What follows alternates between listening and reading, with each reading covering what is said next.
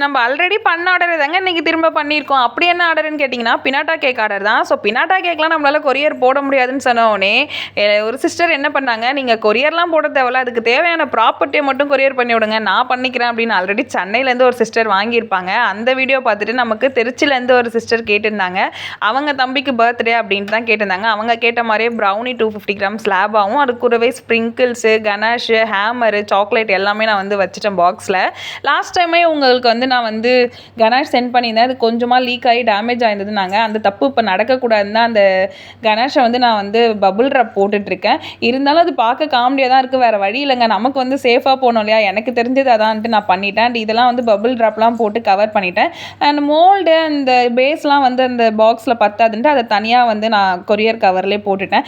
And customer வந்து பண்ணிவிட்டு photo அனுப்பிச்சாங்க. நம்ம கஸ்டமர் நம்மளை விட பெரிய ஆர்டிஸ்ட்டாக இருக்காங்க. எப்படி இருக்குன்னு பார்த்துட்டு லைக் பண்ணுங்கள்.